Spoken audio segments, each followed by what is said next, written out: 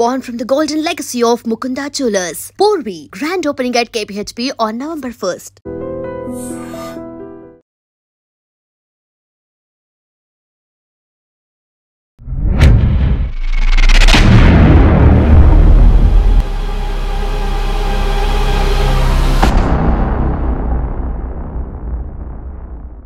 ఈ వారం మన guest honourable retired judge K Ajit Simharao garu.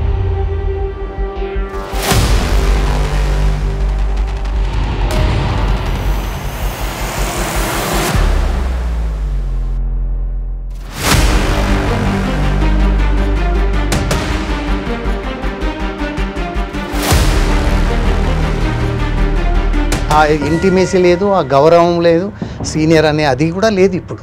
ఆ పరిస్థితి మరి ఇది మంచి పరిణామం అనుకోవాలా? ఎటువైపు తీస్తుంది? అది మంచి పరిణామం అయితే కాదు.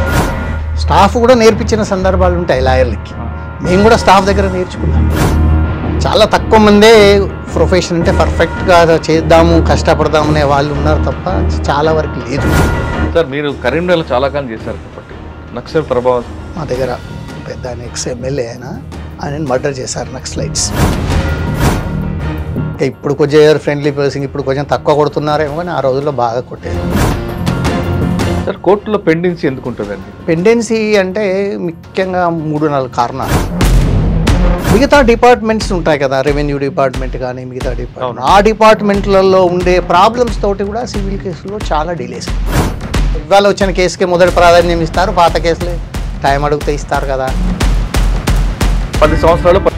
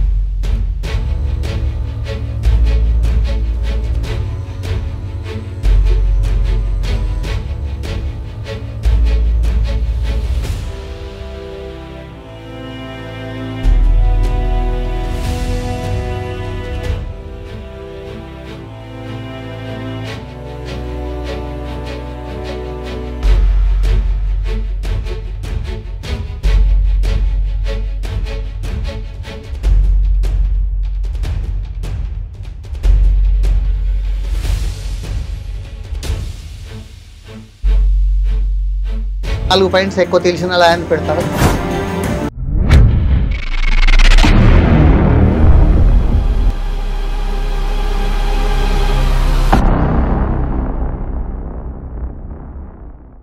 వెల్కమ్ టు లాయర్ సాబ్.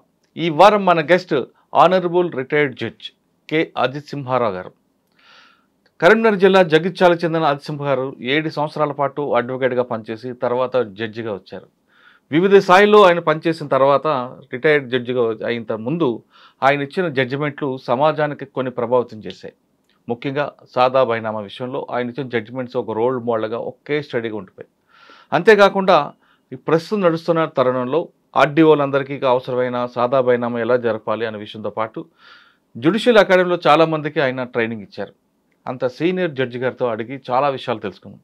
ముఖ్యంగా జడ్జిలు అనగానే అందరికీ గౌరవప్రదమైంది. ఆ పోస్ట్ను ఎలా కాపాడాలి, ఆ పోస్ట్ కేవలం ఆ సీట్లో ఉన్నప్పుడే కాకుండా బయట కూడా అది రిఫ్లెక్ట్ అవుతుంది కాబట్టి దాన్ని కాపాడుకోవడం, వాళ్ళకున్న పైరసీని పూర్తిగా చంపుకొని కొన్ని విషయాలు చెప్పకూడదు, కానీ చాలా విషయాల్లో వాళ్ళు వ్యక్తిగత స్వేచ్ఛ కూడా కోల్పోయి వ్యక్తిగత ఇష్టాలకి దూరంగా ఉంటూ ఏ విధంగా ఉంటారు. ఒక జడ్జి గారు జడ్జిమెంట్ ఇచ్చే ముందు రోజు రాత్రి వాళ్ళు పడుతున్న తపన ఏ విధంగా ఉంటుంది విషయాన్ని సార్ నడి తెలుసుకుంటాం. సార్ నమస్తే. సార్, జడ్జిలు గారు అనగానే అందరూ అక్కడ చూస్తారు బెంచ్ మీద, కానీ మీకు కొన్ని కోరికలు ఉంటాయి, మీకు వ్యక్తిగత అవసరాలు ఉంటాయి, మీకు వ్యక్తిగత ఇష్టాలు ఉంటాయి. ఇవన్నీ కూడా మీరు చంపుకొని ఆ పోస్ట్లో పనిచేస్తుంటారు. అది వాస్తవం కాదా? వాస్తవం. ఎందుకంటే అందరూ అనుకుంటారు జడ్జి అనగానే ఏముంది లేదు, సాయంత్రం అయితే దిగిపోతాడు, కానీ సాయంత్రం బెంచ్ దిగిన తర్వాత ఇంటికి వెళ్ళి కూడా పనిచేస్తున్న రోజులు ఉన్నాయి ప్రస్తుతం అయితే. సార్, ఇటువంటి చాలా కాలం పనిచేస్తారు కాబట్టి, కానీ సామాన్యుడికి ఒక డౌట్ ఉంటుంది. కోర్టులు ఆలస్యం చేయబట్టే, కేసులు తీర్పులు రాకపోబట్టే క్రైమ్ రేట్ పెరుగుతుందని అందరూ ఒక కోర్టు మీద నింద వేస్తుంటారు. అది ఎంతవరకు వాస్తవం? దానికి ఒక ప్రధాన కారణం కూడా ఉంది. ఆ కారణం మీ ద్వారా ఆ జవాబు కావాలండి. అయితే ఈ ప్రశ్నకు సమాధానం చెప్పే ముందు మీరు చాలా జడ్జిమెంట్ ఇచ్చారు. ఆ జడ్జిమెంట్లు ఇస్తుందో, కానీ అన్ని జడ్జిమెంట్లు కానీ సమాజానికి ప్రభావం చూపే జడ్జిమెంట్లు కొన్నే ఉంటాయి. అవి ఏంటి ఉన్నాయి? ఈ 2 ప్రశ్నలు సమాధానం చెప్పే ముందు అజిత్ సింహార్ గారి కుటుంబ నేపథ్యం, ఈ ప్రొఫెషన్లో రావడానికి బై ఛాన్సా by choice? By chance. By chance. Good, చెప్పండి సార్. ఛాన్స్ అంటే అప్పుడు ఏం లేదు, అప్పుడు ఏదో డిగ్రీ చదివాము, వెళ్ళి నాందేడ్లో ఎంకామ్ చేసాము. ఎక్కడ నేటివ్ ఎక్కడండి మీరు? మాది నేటివ్ వచ్చేసి చందోలి అని చిన్న విలేజ్, ఇప్పుడు గొల్లపల్లి మండల్, ఇప్పుడు ప్రస్తుతం జగిత్యాల, అప్పుడు కరీంనగర్ డిస్ట్రిక్ట్.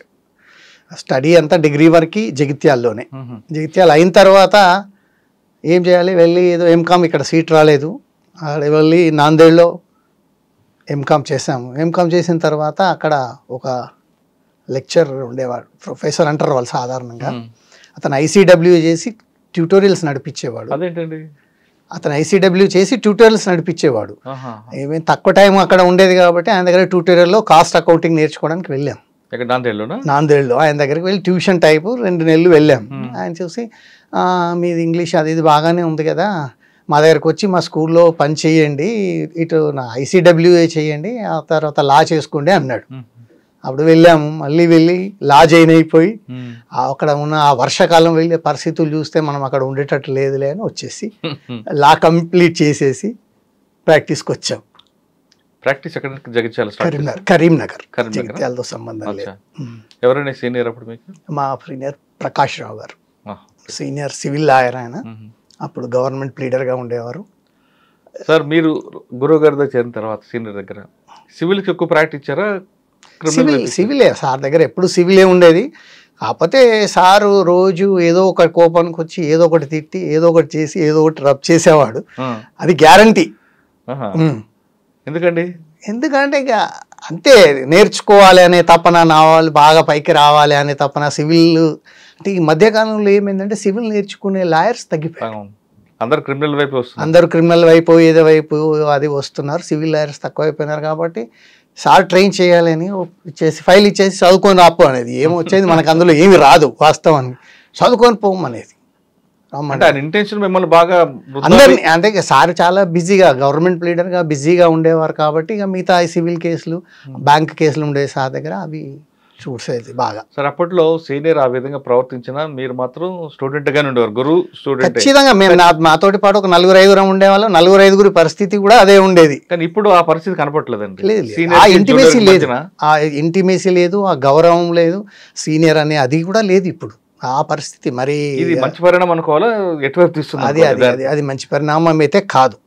అంటే వాళ్ళు ఏమంటారంటే మేమంతా టెక్నాలజీ కాబట్టి మా చేతిలో మొబైల్ ఫోనే మాకు ప్రపంచం చెప్తుంది, గురువుతో పనే ఉంది. మొబైల్ అనేది తర్వాత కానీ మొదలు మీకు ఏ మేనర్స్ తెలుసుకోవాలి, కోర్టులో ఏ విధంగా ప్రవర్తించాలో తెలుసుకోవాలి, సీనియర్స్తో ఏ విధంగా ఉండాలో తెలుసుకోవాలి, క్లయింట్స్తో ఎలా బిహేవియర్ చేయాలో తెలుసుకోవాలి, స్టాఫ్తో ఎలా ఉండాలి తెలుసుకోవాలి. స్టాఫ్ కూడా నేర్పించిన సందర్భాలు ఉంటాయి లాయర్లకి. మేము కూడా స్టాఫ్ దగ్గర నేర్చుకున్నాం. వీటితో పాటు ఎథిక్స్ నేర్చుకోవాలి, అన్నీ నేర్చుకోవాలి, అన్నీ ఉంటాయి. కానీ ఇప్పుడు అంతా ఈజీ గోయింగ్ అయిపోయింది. ఏదో ప్రొఫెషన్ అంటే ఈజీ గోయింగ్ అయిపోయింది. చాలా తక్కువ మందే ప్రొఫెషన్ అంటే పర్ఫెక్ట్గా చేద్దాము కష్టపడదామనే వాళ్ళు ఉన్నారు తప్ప చాలా వరకు లేదు. సార్, అప్పట్లో ఈ ప్రొఫెషన్ని కమర్షియల్గా చూసేవారా, సర్వీస్ మోడల్ చూసేవారా? సాధారణంగా సర్వీస్ మోడ్, కమర్షియల్ అనేది తక్కువ అండి. కమర్షియల్ అనేది తర్వాత వచ్చింది. ఫస్ట్ చాలా రోజులు ప్రొఫెషనల్గానే చూసేవాళ్ళు, తర్వాత కమర్షియల్ అనేది అంతా మొత్తం కమర్షియలైజేషన్ అయిపోయింది కాబట్టి తప్పని పరిస్థితిలో కమర్షియల్ వైపే అయిపోతున్నారు అంతే. సార్, మీరు చేసిన 7 సంవత్సరాల్లో అడ్వకేట్గా మీకు బాగా గుర్తుండిపోయిన ఒక జడ్జిమెంట్ మీరు కేసులో అది అక్విడల్ అవ్వచ్చు, కన్విక్షన్ అవ్వచ్చు, ఏదైనా పర్వాలేదు. అది అంటే ఒకటి 302 చేసాము ఆ రోజుల్లో. సిపి సురేష్ గారు అని ఆయన డిస్ట్రిక్ట్ జడ్జి ఉండేవాళ్ళు. ఆయన చెప్పకూడదు కానీ కొంచెం కోపం ఎక్కువ. మనం ఏదైనా కొంచెం తప్పు చెప్పినామంటే ఆయనకు ఇబ్బంది, అది కొంత ఉండేది. దాంతో ఆయనకి ఏంటంటే ఏ విధంగా లోపలికి పంపాలనేది ఒకటి ఆయన దృష్టి. అవునా? అంతే. ఏంటంటే కేసు తను పెద్ద మనిషి చనిపోయాడు వాస్తవానికి. అంతకుముందు రోజు వీళ్ళు ఏదో గొడవ చేశారు, 5 వచ్చారు. తర్వాత అతను ఏదో చెరువులో పడి చనిపోయారు 3-4 డేస్కి. వీళ్ళని పెట్టారు అంతే. అది ఎవరు కూడా చెప్పలేదు, అది వాళ్ళు కూడా ఎవరు కూడా చెప్పలేదు. ఆ డెడ్ బాడీ 5-6 రోజుల తర్వాత దొరికింది, ఎవరు లేదు, ఇలా సంబంధం కూడా లేదు. అతను పడ్డాడా పడిపోయాడా ఏం తెలియదు. వాళ్ళకి అతని కుటుంబంలో కూడా కొందరు ఆయనకు వ్యతిరేకంగా ఉన్నారు. వీళ్ళు ఏదో అని డిఫెన్స్ తీసుకున్న లైన్ అదే, సంబంధం లేదని డిఫెన్స్ తీసుకున్నాము. ఆయన కన్విక్షన్ వచ్చింది. తర్వాత పద్మనాభ రెడ్డి గారు అప్పుడు సీనియర్ అడ్వకేట్, ఆయన దగ్గరికి వెళ్ళి 3 నెలల్లో మళ్ళీ ఎక్విటల్ తెచ్చుకున్నాం, అయిపోయింది. అది అవునా సార్? మీరు కరీంనగర్లో చాలా కాలం చేశారు కాబట్టి నక్సల్ ప్రభావం చాలా ప్రభావం ఉంది. ఆ టైంలో ఆ కేసులో చూసారా? చేశాం. అక్కడ ఉప్పుముడిగ రాజేశ్వరరావు గారని మా దగ్గర పెద్ద ఆయన ఎక్స్-ఎమ్మెల్యే ఆయన మర్డర్ చేశారు నక్సలైట్స్. దాంట్లో నేను అపేర్ అయ్యాను డిఫెన్స్ లాయర్గా. రాఘవన్ గారని జడ్జి గారు ఉండేవారు. ఆయన క్రాస్ ఎగ్జామినేషన్ చేసేటప్పుడు పెద్ద క్రాస్ ఎగ్జామినేషన్ కూడా చేయడం ఏం లేదు, ఎందుకంటే ఎవరు చెప్పరు. నక్సలైట్ కేసుల్లో వచ్చి ఎవరు చెప్పేవాళ్ళు ఎవరు ఉండదు, ఎవరు చెప్పరు, ఉన్నా చెప్పరు వాళ్ళు ఎవరు. ఆయన అన్నాడు, చనిపోయిన ఆయన వెలమా, విట్నెస్ వెలమా, నువ్వు వెలమా, అక్యూజ్డ్ వెలమానా, అక్యూజ్డ్ వెలమా, నేను వెలమా, విట్నెస్ వెలమా, డిసీజ్డ్ వెలమా, మీరు కూడా వెలం కదా. ఏమైంది కేసులు? హాస్పిటల్ అది నక్సలైట్స్ వచ్చి చంపేశారు, 2-3 మీద పెట్టారు. అది వాళ్ళ అబ్బాయి ఏదో, అబ్బాయి పాపం తెలుగు రాదు, ఇంగ్లీష్ మీడియం చిన్నప్పుడు ఇక్కడే చదివాడు. ఆయన ఏదో నేను రిపోర్ట్ ఇంగ్లీష్లో ఇచ్చానంటాడు, అక్కడేమో తెలుగులో ఉంది, ఆయనకు తెలుగే రాదు, చదవడం రాదు. వాళ్ళ బావగారు కూడా మా మిత్రుడు, అంటే మా గురువులాగా ఆయన ఆత్మచంద్రరావు గారు, ఆయన కూడా సీనియర్ అడ్వకేట్, ఆయన కూడా విట్నెసే అందులో. ఆయన కూడా చాలా యాక్టివిటీలు చేసేసారు. సాధారణంగా నక్సల్స్ కేసులో స్పాట్లో ఉన్న వాళ్ళ పేర్లు తెలియనప్పుడు ఎలా పెడతారండి? A1, A2, A3 అని వీళ్ళు? అంటే ఒక దళం ఉంటుంది అనుకోండి, దళం అంటే మీ పేరు ఉంటే మీ ఆయన దళం అని పెట్టేస్తారు. రైట్, దళం వరకు ఆ దళమే చేసి ఉండొచ్చు, ఆ దళం చేసి ఉండొచ్చు అని ఆ దళాన్ని పెడతారు. ఆ దళంలో మీరేంతో ఇతరులు అని ఉంటుంది కదా, ఇతరులు ఎందరు వస్తే అందరినీ ఎక్కిచ్చేస్తారు. అంతవరకు బాగానే ఉంది. ఒక్కోసారి ఏమవుతుందంటే ఆ గ్రామాల్లో పరిస్థితుల ప్రభావంతోనో లేదా వేరే విషయాలతోనో గ్రామ సభ పెట్టి వాళ్ళని చంపడం జరుగుతుంటాయి. ఓకే, కానీ ఇందులో సెంట్రల్ కమిటీ మెంబర్ని కూడా కాన్స్పరెన్సీ పెడతారు, 120B పెడతారు. అంటే వాడు పర్మిషన్ ఇచ్చారని చెప్తారు. వాడు పర్మిషన్ ఎవరు ఇచ్చారు? వీళ్ళకి ఇచ్చారని, ఆయన చంపమని చెప్పారని చెప్తారు వాళ్ళు. అన్నీ అంతే, అండ్ అదర్స్ అని ధరమని పెడతారు, అండ్ అదర్స్ అంటారు, మిగతా ఎక్కడో ఉన్న వాళ్ళని పెడతారు. ఎందుకంటే పోలీసు వాళ్ళకి కూడా అందరినీ కేసులో పెట్టితే ఉంటే తప్ప వాళ్ళు మన కంట్రోల్లో ఉండరు అనేది ఒక భావన వాళ్ళకి. కరెక్ట్, ఆ భావన మంచిది, కానీ దానివల్ల కేసు పోతుంది కదండి.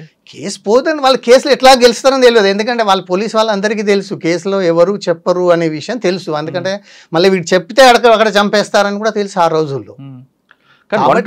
ప్రూవ్ చేయడం చాలా కష్టం కదండి. చాలా కష్టం, అంటే కానే కాదు.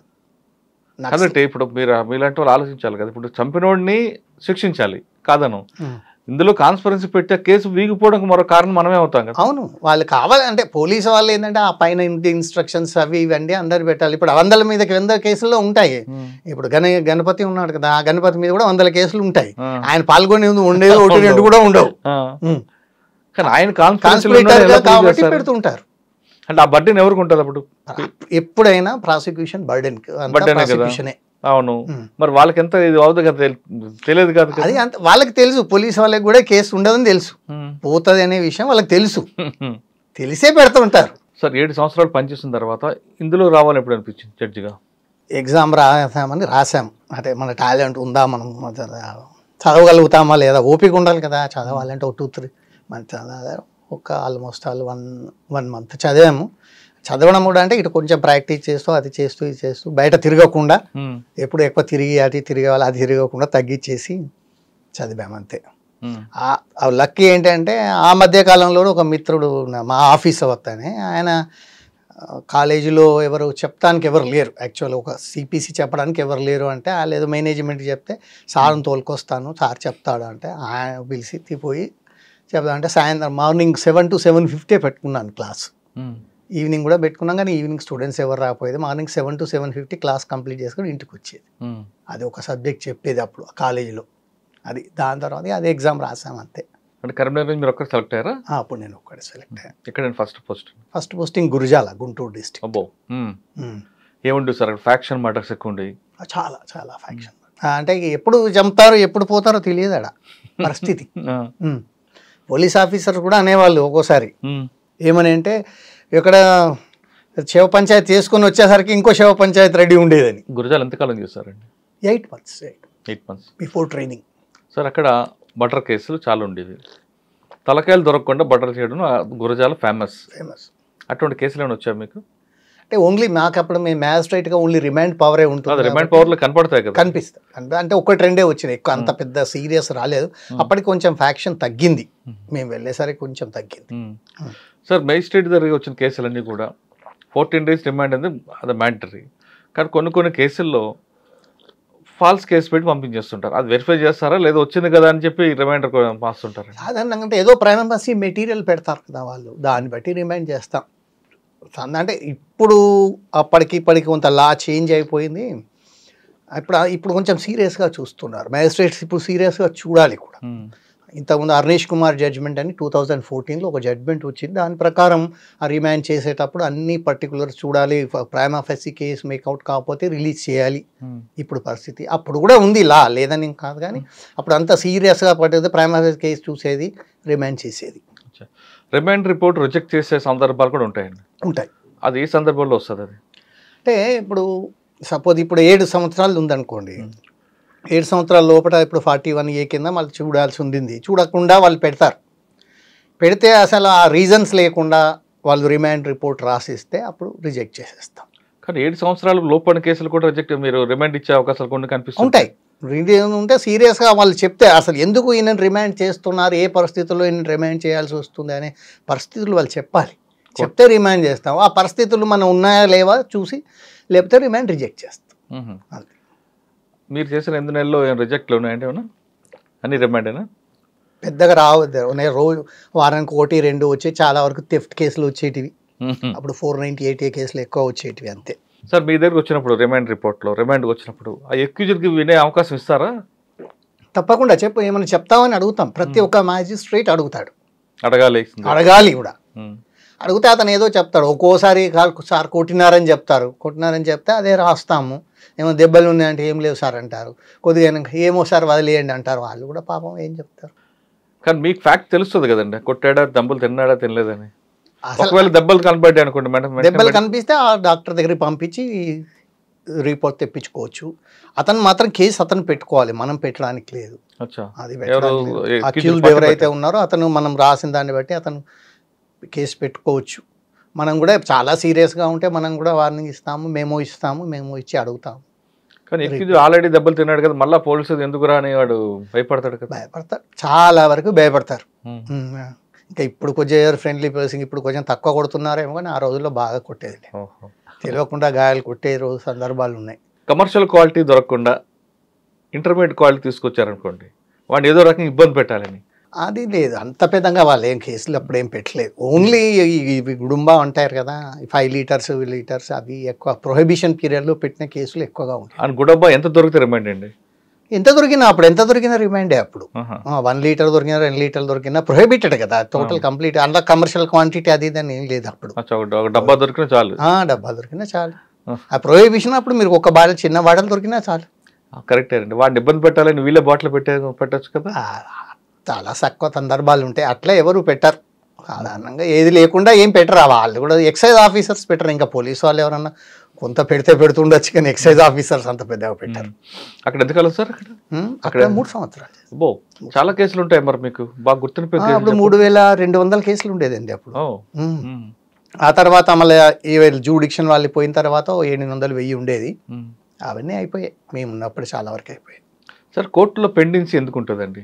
పెండెన్సీ అంటే ముఖ్యంగా 3-4 కారణాలు. 3-4 కారణాలు అంటే పెరిఫెరలియా లేకపోవడం, ఇదండి వసతులు, పెరిఫెరలియా లేకపోవడం, ముఖ్యంగా స్టాఫ్ కూడా పెరిఫెరలియా అంతా దాంట్లోనే వస్తుంది. సెకండ్ ఏంటంటే మీకు ఆఫీసర్ ఉంటే ఆఫీసరు డివోషన్ డెడికేటెడ్గా చేయకపోవడం, అంటే అక్కడ కూడా డెఫినెట్గా ఉంటుందండి. ఇప్పుడు సేమ్ స్టేషన్లో నేను డబుల్ వర్క్ చేస్తాను, సేమ్ స్టేషన్లో మన వాళ్ళు తక్కువ చేసేవాళ్ళు ఉంటారు. ఆ డెడికేషన్ ఉండడం అది తగ్గిపోతుంది, అది ఉండదా, అది చాలా ఉంది. తర్వాత వచ్చేసి మీరు ఈ పోలీస్ వాళ్ళ తరఫున కానివ్వండి, వాళ్ళు సరైన టైంలో సరైన విట్నెస్లను సరిగ్గా ప్రొడక్షన్ చేయకపోవడం, అది ఎక్కువగా ఉంటుంది.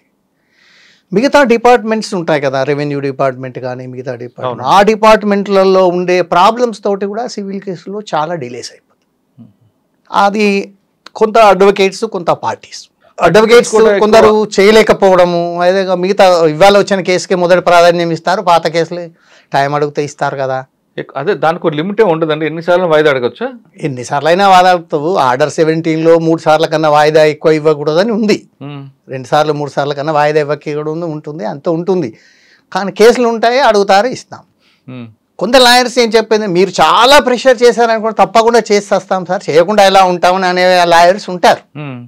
అంటే మనం ప్రెషరైజ్ చేయాలి, మనం వర్క్ లోడ్కు అడ్జస్ట్ అయ్యి చేయగలగాలి. ఎంత ఉన్నా చేయొచ్చు. ఇప్పుడు నేను వరంగల్లో 2300 2800 కేసులు కూడా ఉండేది, చేసేవాళ్ళం. అద్దరు అడ్వకేట్స్, సీనియర్ అడ్వకేట్స్ కూడా చాలా బాగా చేసేవాళ్ళు. అప్పుడు మన జడ్జిమెంట్ చెప్పాలంటే రాత్రి 3 గంటలకు లేచి 3 నుంచి 5 వరకు చదువుకొని రెడీ అయ్యి ప్రిపేర్ అయ్యి మళ్ళీ పడుకొని మళ్ళీ స్టేన్ వచ్చే వరకు రెడీగా ఉండేది.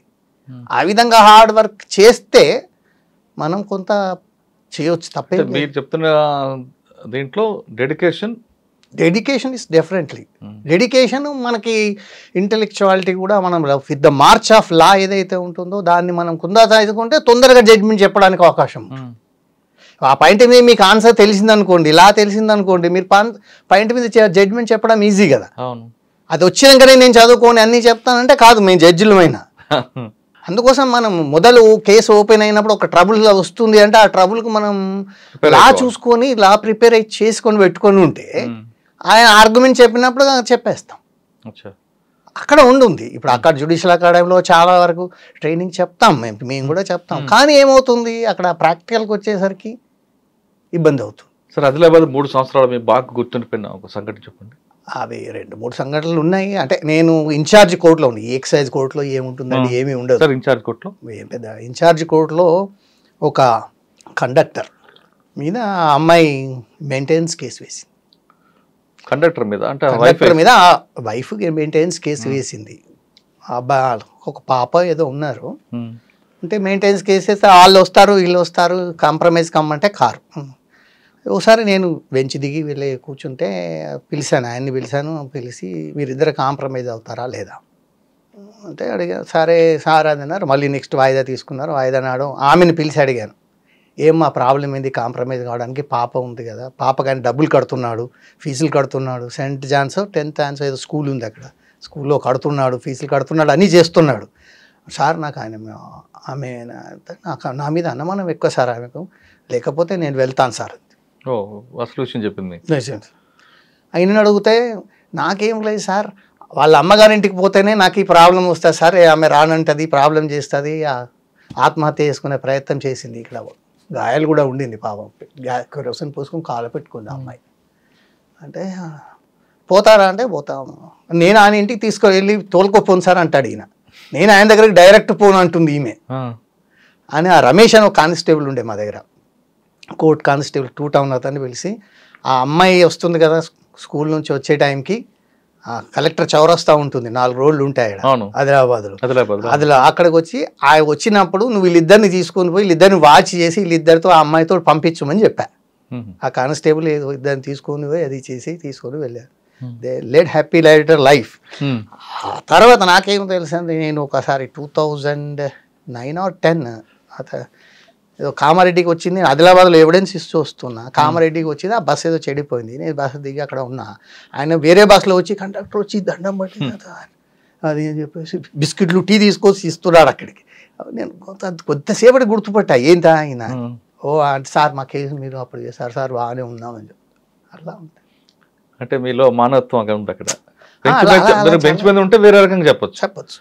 అది వేరే జడ్జ్మెంట్ చెప్పడం అనేది పెద్ద కష్టమైన విషయం కాదు, కలపడం అనేది కష్టమైన. పాప లైఫ్ చూసారు అది.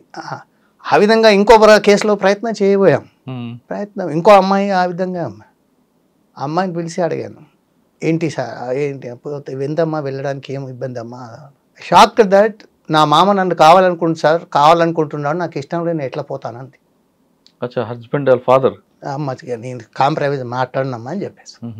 మా అత్త కూడా సపోర్ట్ చేస్తుంది అని చెప్తారు. అలా ఉంటాయి. కానీ అటువంటిప్పుడు ఆ మామని అరెస్ట్ చేసి వీళ్ళిద్దరిని కలపొచ్చు కదా భార్య భర్తలు. అది మన జ్యూడిక్షన్ కాదు, మన దగ్గర కేసు వస్తే తప్ప. ఆమెతో కంప్లైంట్ ఇప్పించవచ్చు కదా. మరి ఇయ్యదు కదా వాళ్ళు, అలా ఫ్యామిలీ సంబంధాలు మనం ఎందుకు అడుగుతాము. ఇచ్చి కొట్లాడడానికి 20 ఎకరాల ల్యాండ్ ఉంది, ఆయన ఒక పెద్ద మనిషి. ఆ తర్వాత నేను వేరే ద్వారా తెలుసుకుంటే తెలిసింది వాళ్ళ పెద్ద మనిషి. ఈ రెండు గుర్తుండిపోయి మీకు.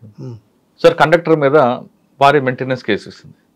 భార్యకి ఎటువంటి ఫైనాన్షియల్ లేకపోయినప్పుడు మెయింటెనెన్స్ వేయచ్చు.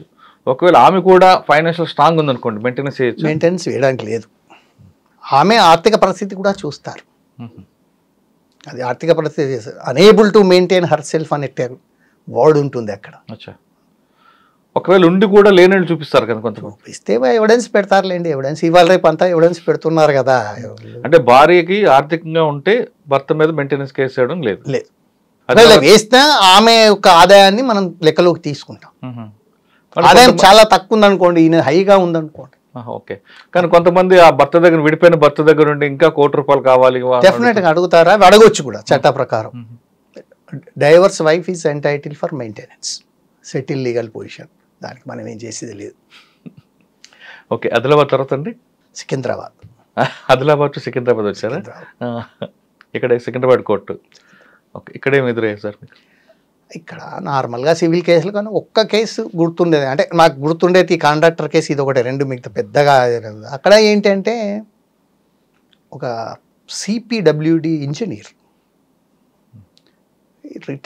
రిటైర్ అయ్యాడు పాపం. అదేదో మన ఈ తార్నాకాలో 400 గజాలు అనుకుంటా, 300 చేంజ్ గజాలు ఇల్లు కట్టాడు. కానీ ఫినిష్డ్. పాపం ఆయన డబ్బులు లేనట్టు ఉన్నాయి కంప్లీట్ చేయడానికే, వేరే వాళ్ళకు అద్దెకి ఇచ్చేసాడు. 3,000 3,500కి అద్దెకిస్తే ఈయన ఏం చేశాడు, అదే ఆయన డబ్బులు ఇవ్వట్లేదు అది చెప్పేసి ఈయన మాకు కావాలి, ఎవిక్షన్ కావాలని కేసు పెట్టాడు. కేసు పెడితే అతను ఏం చేశాడు, అదర్ సైడ్ నేను కొన్నాను 3.5 లక్షలకి కొన్నానని చెప్పి ఆయన వేరే దావా వేశాడు. వేరే కోట్లను ఓనర్ దగ్గర కొనేశాను, నేను టెనెంట్ని కాదు ఓనర్ని కొన్నతను ఆయన రిజిస్ట్రేషన్ చేయడం లేదు, అది లేదు ఇది లేదని అతను వేరే కేసులో వేశాడు. కేసు నడిచింది. అందులో కొంచెం అడ్వకేట్ కొద్దిగా డ్రామా ఉన్నట్టుగా కనిపించింది నాకు. అందులో ఎవిడెన్స్ కొద్దిగా ఇబ్బందిగా ఉంది. ఒక స్లిప్ చిట్ ఇచ్చారు, దాని మీద రెంట్ రిసీట్ ఉంది. రెంట్ రిసీట్ అతను ఇచ్చాడు, సంతకం కూడా అతను ఒప్పుకున్నాడు. ఆ అడ్వకేట్ మార్క్ చేయట్లేదు, ఎగ్జిబిట్ చేయట్లేదు. ఎందుకు? What is that there? అదే నేను కోపానికి వచ్చి ఖచ్చితంగా చెప్పి మార్క్ చేయించాను. దానికి ఎక్స్ప్లెనేషన్ ఏమి వచ్చింది అంటే, ఇతను ఈ టెనెంట్ ఎవరైతే ఉన్నారో యాదగిరి గుట్ట పోతున్నాడంట, ఈయన హుండీలో ఏమనడానికి ఇచ్చినందుకు ఆ రసీదు ఇచ్చాడని. పండుగ అనిపించిందా? This is the explanation by the sir. అప్పుడు సరే అయిపోయింది. నేను సరే అప్పుడు మాకు తెలిసిన జడ్జి గారు, రిటైర్డ్ జడ్జి గారు KT మన్నార్ గారు అని ఉంటారు. వాళ్ళ అమ్మాయి అక్కడ జాబ్ చేస్తుంటే అక్కడ ఎవరో చెప్తుంటారు కదా, సార్ ఇక్కడే ఉన్నాను వాళ్ళ కూతురు చెప్పినట్టుంది. కరీంనగర్లో పరిచయం కాబట్టి ఒక 5-6 సంవత్సరాలు అక్కడ పరిచయం కాబట్టి చెప్పినట్టుంది. ఆయన వచ్చి నా ఛాంబర్లో కూర్చున్నాడు, నేను దిగి వచ్చేసాను. మాట్లాడుతూ టీ తెప్పించేది అంటారు అది అని. సార్ ఈ విధంగా టఫ్గా ఉంది సార్ కేసు, ఎట్లా చెప్పాలి అంటే అనుకో చూడండి సార్ అన్న. అంటే ఆయన నేను మళ్ళీ బెంచ్కి వెళ్ళి ఒక 1/2 అవర్లో వస్తాను సార్, మీరు చదవండి. లంచ్ అది తెప్పించాము. అయిపోయింది. సార్ కూడా టైం పాస్ అయిపోయింది. అప్పటికి by the time he was 70+. 70+. ఏదో టైం ఉండాలి కదా, అమ్మాయితోటి వెళ్తాడా నా దగ్గర ఉంటాడా. అయిపోయింది. చూసి అజిత్ ఇటు అటు ఉంది, కానీ డెఫినెట్లీ నువ్వు అనుకున్న సైడ్ చేసేసి అన్నాడు. అనుకున్నట్టుగా ఎవిక్షన్ చేసేసాం. లక్కీ అన్లక్కీ మనకు తెలియదు, కానీ అతను అదర్ సైడ్ అప్పీల్ వెళ్ళలేదు. నేనున్న టైంలోనే ఎవిక్షన్ ఇచ్చేసాం. అతన్ని బాయ్ లైఫ్ను పంపిస్తే తీసేశారు. అయిపోయింది. పోలీస్ ప్రొటెక్షన్ అవసరం రాలేదు, లేకుండా తీసేశారు. వాళ్ళు వెళ్ళిపోయారు. ఎందుకంటే అగ్రిమెంట్ ఆఫ్ సేల్లో ఆయన భార్య విట్నెస్, బావమరిది విట్నెస్, కుదరదు కదా. అది చేశారు. అదే దేశారు ఏదో వస్తుంది అనుకున్నాడు. ఇక డబ్బులు 3,000 కట్టాలి కదా, అప్పటికి 3.5 సంవత్సరాలు 4 సంవత్సరాలు ఎత్తున్నట్టు ఉంది. ఆ డబ్బు కట్టలేక అప్పీల్ వెళ్తే అప్పీల్లో సగం డబ్బు కట్టమంటారు. అది కట్టలేదు. కట్టకపోతే వెళ్ళిపోయిన తర్వాత ఒక వీక్షణ అయిపోయిన తర్వాత 10 days 15 daysకి నేను కోర్టులో కూర్చున్నాను, నడుస్తుంది. అతను వచ్చాడు, అతన్ని గుర్తుపడతాను నేను, కానీ మిగతా వాళ్ళు 2 అమ్మాయిలు కూడా వచ్చారు. ఎవరు అండి? అతను గెలిచిన అతను ఎవరైతే ఓనర్ ఎవరైతే ఉన్నాడో, CPWD ఇంజనీర్ ఎవరైతే ఉన్నాడో వచ్చాడు. వాళ్ళు 2 అమ్మాయిలు వచ్చారు. నేను ఒక 5 నిమిషాల తర్వాత లేచిపోతాను, రిటైర్ అవుతాను అనేసరికి వాళ్ళిద్దరు అమ్మాయిలు ఆ కోర్టుకు 2 ఎంట్రన్స్లు ఉంటాయి. ఆ 2 ఎంట్రన్స్లు ఉంటాయి. ఆ 2 దండం పెట్టారు, అయితే వెళ్ళిపోయారు. ఆ 2 అమ్మాయిలు దండం పెట్టి వెళ్ళిపోయారు. నేను మా స్టాఫ్ ఏంటయ్యా ఎవరు ఆయన వచ్చినట్టున్నాడు అయిపోయింది అంటే, సార్ ఆయన కూతుర్లు సార్, వాళ్ళు మిమ్మల్ని కలుద్దామని వచ్చినారటగా, మనం టైం ఇవ్వం కదా, వాళ్ళతో మాట్లాడడం కదా, అందుకోసం వాళ్ళు ఏదో వెళ్ళిపోయినారు సార్, నేనే వెళ్ళిపోమని చెప్పినాను అని చెప్పారు. అంటే వాళ్ళకి ఆ ప్రాపర్టీ వచ్చిన 2 అమ్మాయిలకి అది, లేకపోతే ఆ ప్రాపర్టీ పోతుంది. అంటే అలా కూడా ఉంటాయి కేసులు. సార్ ఇప్పుడు అటువంటి కేసుల్లో ముందు అద్దె కోసం దిగుతారు, దిగినప్పుడు బాగానే ఉంటాయి, అగ్రిమెంట్ అన్నీ ఉంటాయండి. కొంతకాలం తర్వాత అగ్రిమెంట్ అయిపోతుంది, అయిన తర్వాత వీళ్ళు ఖాళీ చేయమంటే ఖాళీ చేయడం. ఖాళీ చేయనప్పుడు పోలీస్ స్టేషన్కి వెళ్తే ఇది సివిల్ మ్యాటర్, మాకు సంబంధం కాదు అంటారు పోలీసు. కోర్టుకు రావాల్సిందే. దానికి వెళ్ళి కోర్టుకు వచ్చి మెట్లెక్కి తిరిగి వేసరికి అదొక 2-3 సంవత్సరాలు పట్టేస్తుంది. వీళ్ళగా వాడు ఏం చేస్తారంటే, ఎవడో థర్డ్ పార్టీ దగ్గరలో గోండాకో ఎవడు దాదాగా మాట్లాడుకొని సెటిల్ చేసుకుంటాడు. ఇది కాకుండా అగ్రిమెంట్ అయిపోయింది కాబట్టి ట్రెస్పాస్ కింద 447 448 పెడితే పోలీసులు, ప్లస్ నన్ను బెదిరిస్తున్నాడు, ఖాళీ చేయమంటే బెదిరిస్తున్నాడు అని చెప్పి ఇంకొక బెదిరింపు పెట్టినాగానే ఏమవుతుంది, వాడు అందులోనే ఉంటాడు కదా, లేదు కదా పోలీస్ సార్. ఇప్పుడు లీగల్గా ఎంటర్ అయ్యాడు, ఓకే, లీగల్ పీరియడ్ అయిపోయిన తర్వాత ఉన్నందుకు అది ఇల్లీగల్ అవుద్ది కదా. ఇల్లీగల్ అంటే పర్సన్ ఇన్ ఇల్లీగల్ అప్లికేషన్ అంటాము, అంతేగాని రాంగ్ఫుల్ పొజిషన్ అంటాం. అంటే టైం అయిపోయిన తర్వాత రాంగ్ఫుల్ పొజిషన్లో ఉన్నాడు. ఆ రాంగ్ఫుల్ పొజిషన్కి మనం మీన్స్ ప్రాఫిట్స్ ఇస్తాం. కేసు తీర్పైన తర్వాత ఎన్ని రోజులు రాంగ్ఫుల్ పొజిషన్లో ఉన్నాడో వాటికి ఇంత డబ్బులు కట్టించమని ఇస్తాం. అంతే. దాన్ని మనం ట్రెస్పాస్ కింద రాదు. ట్రెస్పాస్ కింద అంటే 420 కూడా రాదా, చీటింగ్ చేశాడని? చీటింగ్ కూడా రాదు. ఎందుకండి 448లో సెక్షన్ 2 అలా కాదు, మీరు 440 ట్రెస్పాస్ అంటే మీరు బయట నుంచి వచ్చి ట్రెస్పాస్ కావాలి. అవును, అందులో ఉన్నవానికి ట్రెస్పాస్ ఉండదు, రాంగ్ఫుల్ పొజిషన్ ఉంటాడు. కానీ 448 కూడా రాదు. కానీ వాడిని వెకెట్ చేయాలంటే ఏం చేయాలి? ఈవిక్షన్ చేసుకోవాలి, కోర్టుకు రావాల్సిందే, ఈవిక్షన్ చేసుకోవాల్సిందే. ఈవిక్షన్ చేసుకుంటే వెళ్ళిపోతాడు. కానీ కోర్టుకు వస్తే టైం పడుతుంది, ఈలోగా వాడు ఎంజాయ్ చేస్తాడు. తప్పదు, టైం పడుతుంది అంటే 2 సంవత్సరాలు 3 సంవత్సరాలు పడుతుంది, తప్పదు, మనం ఏం చేయలేము దాన్ని. అంటే ఒకప్పుడు, ఇప్పుడు దానికి మాడిఫికేషన్ అయినట్లుంది కదా వెంటనే జడ్జిమెంట్. ఇప్పుడు అయినా కానీ కూడా లేదు. ఇప్పుడు ఏదో కొంత సెంట్రల్ గవర్నమెంట్ ఏదో మోడల్ యాక్ట్ తీసుకొచ్చి దాన్ని ఎక్కువ రెంట్ ఏదో చేయాలని ప్రయత్నం చేస్తున్నారు, కానీ అది లేదు. కాకపోతే లా ఏంటంటే ఒక్కసారి మనం ఆయన టెనెంట్ అయిపోతే మనం ఒకసారి నోటీస్ ఇచ్చినామంటే ఆయన వెళ్ళిపోవాలి, ఖచ్చితంగా కేసు గెలుస్తారు, అందులో అనుమానం అయితే లేదు. అంటే అది మీరు చెప్పినట్లుగా రెంటల్ అగ్రిమెంట్ ప్రతి నెల రెంట్ ఇస్తున్నట్లుగా స్లిప్ ఉంటే అది ఓకే. కొంతమంది నోటి మాటకి ఇచ్చుకుంటారా? నోటి మాటకి ఇచ్చుకున్నా ప్రాబ్లం ఏం లేదు, పేమెంట్ చేస్తున్నాడని చెప్తే అయిపోయి అతను ఓనర్షిప్ క్లెయిమ్ చేయడు కదా. చాలా వరకు కొంతమంది 10 సంవత్సరాలు 15 సంవత్సరాలు అదే ఇంట్లో అదే షాపులు ఉంటే ఈ ప్రాపర్టీ నాది అంటుంటారు. అది ఎప్పుడు కాదండి, అది ఎప్పుడూ కాదు. నువ్వు వన్స్ టెనెంట్, నువ్వు ఎప్పుడూ టెనెంటే, అన్లెస్ మన తర్వాత ఏమైనా సర్కమ్స్టాన్సెస్ చేంజ్ అయ్యి అమ్మినామని కొన్నామని ఇలాంటివి సృష్టిస్తుంటారు కదా, వాటికి మనమే అడ్డగట్ట వేయలేము. అందుకని కానీ కొంతమంది పోలీసులు ఇప్పుడు ఇదే కేసు వాళ్ళ దగ్గరకు వచ్చింది అనుకో, ముందేది సివిల్ మ్యాటర్ అంటారు, కానీ వాళ్ళ ఆఫీసర్తోనో లేదా ఇంకోళ్ళతోనో మన పైరు చేయించుకుంటే వాళ్ళతో కంప్లైంట్లో నన్ను బెదిరిస్తున్నాడని ఒక సెంటెన్స్ రాయిస్తారు. అది రాయిస్తారు వాళ్ళు, పోలీసు వాళ్ళు ఏదో వాళ్ళు బిహైండ్ బ్యాక్ ఏదో చేస్తారు, వాడిని తీసి బయట కూడా తీసేస్తారు, అది జరుగుతాయి. ఎందుకు పెద్ద పెద్ద వాళ్ళే జరుగుతున్నాయి. సరే, నా ఇంట్లో అద్దెకు ఉన్నాడు ఒక ఆయన ఖాళీ చేయట్లేదు, లేదా షాప్లో ఖాళీ చేయట్లేదు, నేను తిరగలేని విసుగొచ్చింది నాకు, నేను ఆ షాప్కి తాళం వేసాను, ఆ ఇంటికి తాళం వేసాను అనుకోండి, అప్పుడు ఆయన కోర్టుకు వెళ్తాడు. కోర్టుకి వెళ్ళి ఈ విధంగా నేను రాంగ్ఫుల్ పొజిషన్లో ఉన్నా, నేను కంటిన్యూస్గా టెనెంట్ ఉన్నాను, ఆయన ఏదో ఒప్పుకున్నాడు, నాకు ఇంకా కొన్ని రోజులు ఇస్తా అన్నాడు, ఇవ్వలేదు అని చెప్పేసి ఒక కేసు పెట్టి ఇంజెక్షన్ తీసుకొస్తాడు మీ మీద. అవునా? అలా కాకుండా ఆ ఇంట్లోనే ఆ షాపులోనే ఇంకో డబ్బులు పెట్టారు పోయాయి అని కూడా పెట్టొచ్చా వీళ్ళు టెనెంట్? అట్లా పెట్టరు. అంతే, ఇప్పుడు ఒకసారి మీరు పొజిషన్ ఇచ్చినాక మీరు అందులో పోయి పెట్టడం ఏముంటుంది, అలా పెట్టడానికి లేదు. ఇప్పుడు సామాన్యంగా ఒక అద్దెకి ఇచ్చుకున్న వ్యక్తి, పెద్దవాళ్ళంటే వేరేగా ఉంటుంది, సామాన్యుడు అద్దెకి ఇచ్చాడు ఎవరికో, అది ఖాళీ చేయాలంటే ముందు ఇస్తున్నప్పుడు ఏం చేయాలండి? ఇస్తున్నప్పుడు నిజంగా వాస్తవం చట్ట ప్రకారం 1 month అయినా 2 months అయినా ఎన్ని రోజులైనా రెంటల్ డీడ్ రిజిస్ట్రేషన్ చేసుకోవచ్చు. అది డిజిటల్ అని చేయించుకోవచ్చా? వాట్సాప్లో ఏదైనా? లేదు, ఎక్కడైనా మీరు ఎక్కడైనా ఇప్పుడు రిజిస్టర్ ఆఫీస్లో రిజిస్ట్రేషన్ చేయించుకోవాలి. రెంటల్ డీడ్ 1499 నుంచి వెళ్ళి 1 day లీజ్ అయినా రిజిస్ట్రేషన్ చేయించుకోవాలి. చాలామంది నేను కొన్ని సోషల్ మీడియాలో చూశాను, లేదు 11 నెలలు అయితే అవసరం లేదు, ఇదైతే అవసరం లేదు. అది లేదండి. 1499 చంద్రబాబు నాయుడు గారు సీఎం ఉన్నప్పుడు అప్పుడే అమెండ్మెంట్ తెచ్చారు దానికి. 1499 నుండి 1 day లీజ్ కూడా కంపల్సరీ రిజిస్టరబుల్ డాక్యుమెంట్.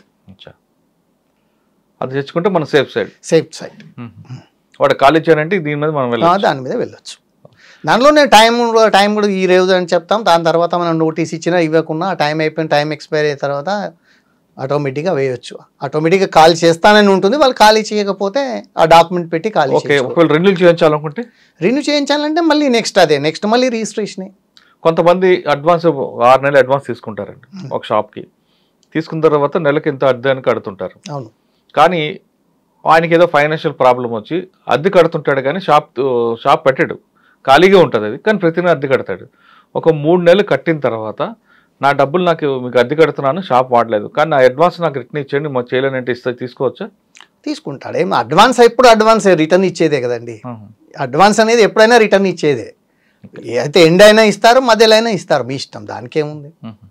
కానీ మీరు చెప్తున్నట్లుగా 1 day అద్దెకి ఇచ్చిన అగ్రిమెంట్ రిజిస్టర్డ్ లీజ్ డీడ్ చేయించుకోవాలండి.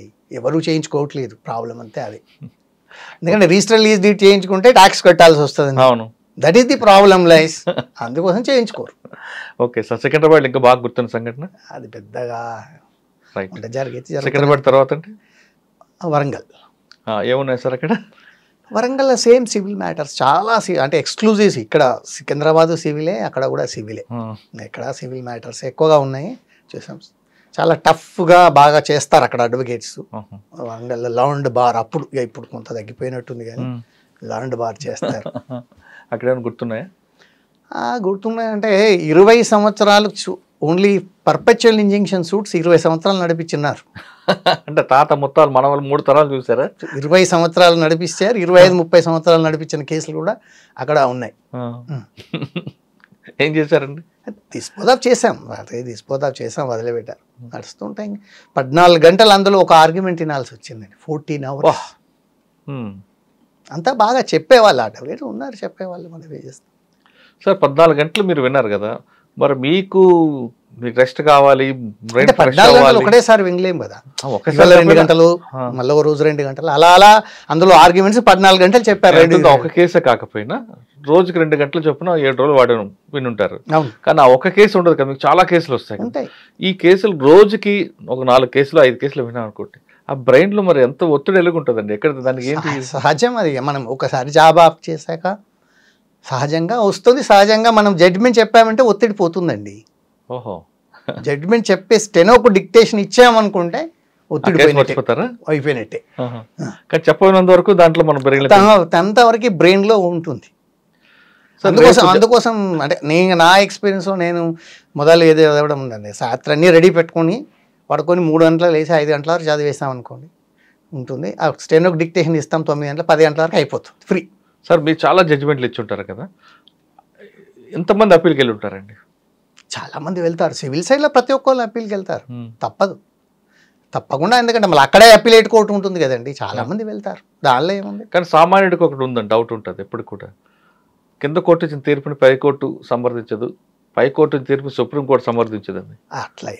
అట్లా ఏముండదు, దాన్ని బట్టి ఉంటుందండి. 98% జడ్జిమెంట్స్లో కింది కోర్టు సమర్థిస్తారు, పైకోర్టు 2-3% ఉంటాయి. అది మనం రాసిన దాన్ని బట్టి చేసిన దాన్ని బట్టి ఉంటుంది. కానీ కింద కోర్టులోనే వర్క్ ఎక్కువ ఉంటుంది, కానీ ట్రయల్ జరిగేది అంతా మీ దగ్గరే కదండి. పైకి వచ్చేసరికి దాని స్క్రూటినీ సూపర్వైజింగ్ ఉంటుంది, తగ్గిపోతుంది. పైన కోర్టులో ఇప్పుడు అప్పీల్ ఆర్గ్యుమెంట్ చెప్తే చదువుకొని రేపు ఉదయమే చెప్పేస్తాం. పెద్ద ప్రశ్న, మీకే ఎక్కువ బర్డెన్ ఉంటుంది కదా. కింది ట్రయల్ కోర్ట్స్ వాళ్ళ అడ్వకేట్స్ ఆఫీసర్స్కి బర్డెన్ ఎక్కువగా ఉంటుంది అప్పీల్ కోర్ట్స్ కంటే. నేను అంటుంది అదే, ఆ బర్డెన్ ఎలాగ మీరు పరిస్తున్నారు? ఆ బర్డెన్ నుంచి బయటపడడానికి మరి ఏం చేస్తాం? పెరిగిపోతున్నాయి కోర్సులు. మనం ఏం చేస్తాము? రైట్స్ కోసం పార్టీస్ పడతారు. అంటే మనం రైట్స్ కోసం అనే దానికంటే కూడా ఇప్పుడు ఈ ఇల్లీగల్గా క్లెయిమ్స్, ఇల్లీగల్ ఎక్కువ కేసులు వస్తున్నాయి.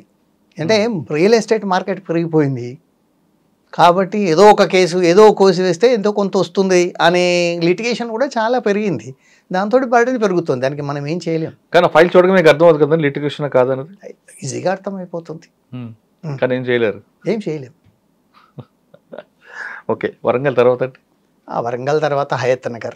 ఇక్కడే ఉన్న మర్డర్ కేసులు ఉన్నాయా? అక్కడ ఏముండవు. మర్డర్ కేసులు అన్నిటి తర్వాత స్టేజ్లో మిర్యాల కూడా వెళ్ళాక మర్డర్ కేసులు అంతకుముందు. హయత్ నగర్ తర్వాత మిర్యాల కూడా, హయత్ నగర్ తర్వాత రంగారెడ్డి, తర్వాత ఆదిలాబాద్, తర్వాత మిర్యాల కూడా. మళ్ళీ ఆదిలాబాద్ సెకండ్ టైం కూడా చేశారు. సెకండ్ టైం కూడా పనిచేసాం. అప్పటికి సెకండ్ టైంకి మార్పు వచ్చిందా ప్రజల్లో కానీ జుడిషియల్లో కానీ? జుడిషియల్ ఏం మార్పు, పెద్దగా మార్పులు ఏమి ఉండవు. పెద్దగా అప్పుడు పెద్దగా కేసులు కూడా లేవు. ఆదిలాబాద్లో కొంత లిటిగేషన్ తక్కువ, చాలా పీస్ఫుల్ అనవచ్చు. అక్కడ మనం మొత్తం తెలంగాణలో అప్పుడు అనవచ్చు. మంచి ప్లేస్. తర్వాత మిర్యాల కూడా. ఏమున్నాయి సార్ మిర్యాల కూడా? మిర్యాల కూడా చాలా మర్డర్ కేసులు చాలా ఉన్నాయి. మర్డర్ కేసులు అంటే దాదాపు నేను 100 పైన మర్డర్ కేసులు జడ్జిమెంట్ చెప్తుంటాను. అంటే చాలా వరకు కాంప్రమైజ్ అయిపోతారు, కొట్టేస్తాం, పెద్ద కష్టమైన. కాంప్రమైజ్ కాకుండా ఉన్న ఒక 15-20 కేసులు వచ్చాయి. అందులో 8-9 శిక్షలు వేసాం. 10-12 క్విట్ చేశాం. మీకు ఆ శిక్షలు వేసిన కేసులు చెప్పండి. కన్విక్షన్ వచ్చింది. కన్విక్షన్ వచ్చింది అంటే మీకు ఒక 5 డబుల్ మర్డర్ కేసు ఒకటి ఉంది. అదేదో ఊర్లో ఫ్యాక్షన్. అక్కడ ఫ్యాక్షన్లో కొంచెం కృష్ణా రివర్ బెల్ట్ అది 2 చంపేశారు. 22 మీద కేసు పెట్టారు. 22 మంది మీద కేసు పెట్టారు. 22 మంది కలిసి చంపారని కేసు పెట్టారు. కాకపోతే 17 మందిని అక్విట్ చేసాము. 5 కన్విక్షన్ ఇచ్చాం. 5 కన్విక్షన్ ఇస్తే ఇక్కడ ఇంకా జైల్లో ఉండిండొచ్చు. లైఫ్ అండి? లైఫ్. 5 లైఫ్ ఇచ్చాం. సార్ ఆ 5 రేపు మార్నింగ్ మీరు కన్విక్షన్ ఇస్తున్నారు లైఫ్ అని, మీకు మానసికంగా ఏమైనా ఫీలింగ్ వచ్చిందా? పెద్దగా నేనంతా మాకు పెద్దగా పట్టించుకునే అంత అదిగా ఉండదండి. కాకపోతే ఏంటంటే ఆ జడ్జిమెంట్ చెప్తాం కదా, దాన్ని కరెక్షన్ చేసి అప్పుడే చేసి వాళ్ళ కాపీస్ ఇవ్వాలి. కొంచెం ఆ టెన్షన్ మనం కొంచెం చెప్పేటప్పుడు కూడా చెప్తుంటాం. స్టెనోని కూడా వెదర్ హీ మే లీక్ కదా, ఆ సందర్భాలు కూడా ఉంటాయి. దాన్ని కూడా అవాయిడ్ చేయాలి అంటే మనం కోర్టు టైంలోనే చెప్పాలి, కోర్టు టైంలోనే కంప్లీట్ చేయాలి. అది కాకుండా సాధారణంగా నేను అన్ని కోర్టులోనే చెప్తాను. నేను ఇంటికి పెద్దగా పిలిచి చెప్పేది ఏమి ఉండదు. కానీ కొంతమంది మాట ముందే చెప్పేస్తారు, జడ్జి గారు 3 ఏళ్ళ ఉంది, వాళ్ళ కన్విక్షన్ రావచ్చు, అక్విల్ అవ్వచ్చు అని. అంటే ఇప్పుడు సపోజ్ నేనున్నానంటే బాగా చదువుకొని వచ్చాను, కొంత పార్ట్ చెప్పాను, అప్పుడు మళ్ళీ బెంచ్ మీదకి వెళ్ళాను. బెంచ్ మీదకి వెళ్ళినా బెంచ్ నడుస్తున్నా మన ఫీలింగ్స్ లోపట ఉంటాయి. దీనిలో ఇంకా ఏ విధంగా చెప్పాలి, ఈ విధంగా అప్రిషియేషన్ చేయాలి, ఇక్కడ దాకా వచ్చాం కదా, ఇక్కడ నుంచి లెట్ తీసుకెళ్ళాలి దీన్ని అనేది మైండ్లో రన్నింగ్ అవుతుంటుంది. మనం బెంచ్ మీద ఉన్నా మైండ్లో రన్నింగ్ అవుతుంది. కాదండి, మీరు బెంచ్ మీద ఉన్నప్పుడు మీ బెంచ్ క్లర్క్ కానీ లేదా అడ్వకేట్స్ కానీ జడ్జి గారు 3 బాగాలేదు, ఇవాళ ఖచ్చితంగా కన్విక్షన్ ఇస్తారు అని చెప్తుంటారు. ఎక్స్ప్రెషన్ కొందరు గుర్తుపడతారు. అంటే ఇంట్లో ఉన్న సమస్యలు మనం రిఫ్లెక్ట్ అవుతాయి అక్కడ కొన్ని సందర్భాల్లో తప్పకుండా. After all we are human beings. అదేం లేదు, ఇది కాదు అది కాదు అనడానికి ఏం లేదు, అన్నీ అవుతాయి. సార్ మీరు జడ్జిమెంట్ ఇచ్చేటప్పుడు అక్కడ తెలుసు రెండు ప్రశ్నలు వస్తాయండి. జడ్జిమెంట్ ఇచ్చేటప్పుడు చట్టం చెప్పే ప్రకారం ఒకటి ఉంటుంది, న్యాయం ఒకలా కనిపిస్తుంటుంది. ఖచ్చితంగా శిక్ష పడాలి అనుకుంటారు, కానీ అక్కడ సందర్భం మీకు సహకరించదు. మీరేం చేస్తారండి? అక్విట్ చేసేస్తాం. ఇప్పుడు మన లైన్లో మనం రాయగలుగుతామా, రాసి మనం మెప్పించుకోగలుగుతామా అనే లైన్ ఏదన్నా ఉంటే చేయాల్సిన, లేకపోతే అక్విట్ చేసేస్తాం. ఓకే. శిక్ష పడిన తర్వాత అక్కడ ఎక్యూజ్డ్ పార్టీ మిమ్మల్ని వేడుకుంటాడు కుటుంబాలతో సహా వచ్చి, సార్ నా జీవితం నాశనం అవుతుందని. అప్పుడు మీరు ఏం చేస్తారు? ఏమీ చేయలేము. మర్డర్ కేసులో అయితే లైఫ్ మినిమం ఇచ్చేస్తాం. దానికి మనం ఏం చేస్తాం? అట్లా చాలా సందర్భాలు వచ్చినాయి మాకు. అట్లా చాలా సందర్భాల్లో వచ్చినాయి. కుటుంబాల పిల్లలతో వచ్చి పాపం తల్లి వచ్చి ఆ వైఫ్ని మర్డర్ చేసాడు. వైఫ్ని వచ్చి పిల్లల్ని తీసుకొచ్చి, సార్ నేను లోపలికి పోతే మరి ఈ పిల్లల్ని ఇవ్వాలి, మరి నేనేం చేయాలి? అలా కొంచెం ఎమోషనల్ ఉంటుంది, కానీ మనం ఏం చేస్తాం? దానికి మనం ఏం చేయగలుగుతాం? ఈ జడ్జి గారు మనసు లేదంటారు కొంతమంది.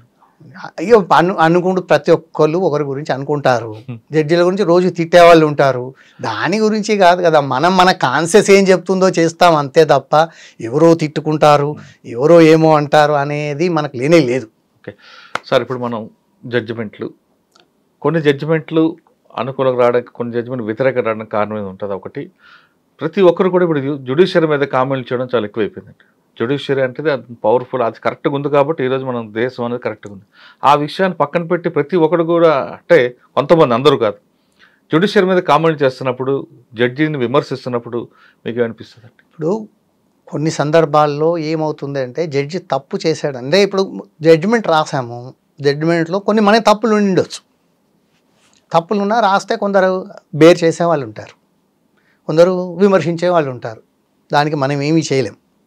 ఒకటి ఏంటంటే ఎక్స్ట్రానియస్ కన్సిడరేషన్ తోటి ఏదన్నా జడ్జిమెంట్ పోయిందా లేదా అనేది ఇంపార్టెంట్ మనకి. అది కొందరు ఉంటారు, కొందరు అవుతుంటాయి. ఆ జడ్జిలందరూ పైకి వెళ్ళి ఊడిపడ్డ వాళ్ళు కాదు, అందరు ఇక్కడి వాళ్ళే కాబట్టి 20% 30%. కానీ జ్యుడిషియరీ మీద కామెంట్ చేయడం అనేది కరెక్ట్ కాదు కదా అంటారు. కామెంట్ చేస్తే తప్పేం లేదు. ఇప్పుడు తప్ప అంటే కామెంట్ చేస్తాం అనుకోండి, లేనిది పూర్తిగా ఉన్నట్టు రాసి మీరు ఏదన్నా చేశారనుకోండి, కామెంట్ చేస్తే తప్పేముంటుంది. 50% ఉన్నదాన్ని నువ్వు ఇటు రాసినా పెద్దగా మీ యొక్క ఎక్స్పీరియన్స్ ఇటు కావచ్చు అటు కావచ్చు, ఏదైనా లేనిది కూడా రాస్తేనే తప్పు అంటున్నాను నేను. లేనిది రాసి ఏదో చేస్తే, ఎవరికైనా సపోర్ట్ చేస్తే అలాంటి తప్పు. సార్ అటువంటి వాళ్ళ మీద కంటెంప్ట్ ఆఫ్ కోర్ట్ వేయచ్చా? లేదు, అప్పీల్లో వెళ్ళాలి, అప్పీల్లో చూసుకోవాలి. కామెంట్ చేసిన వ్యక్తి ఏం చేస్తారు కామెంట్?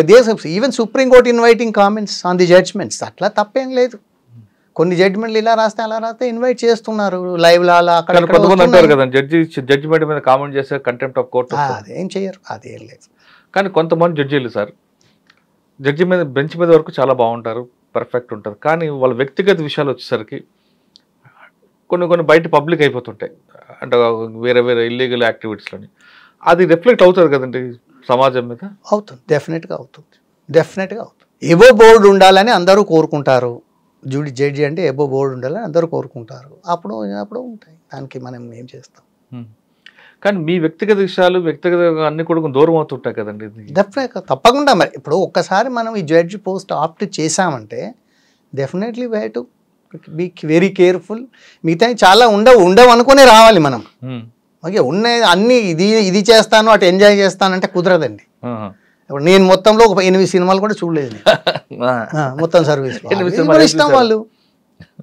ఓకే సార్, ఈ ప్రొఫెషన్లో ఫ్యామిలీకి దూరమైన సంఘటనలు, మీకు బాగా ఇష్టమైన సంఘటనలు ఉంటాయి కదా, ఒకటి చెప్పండి.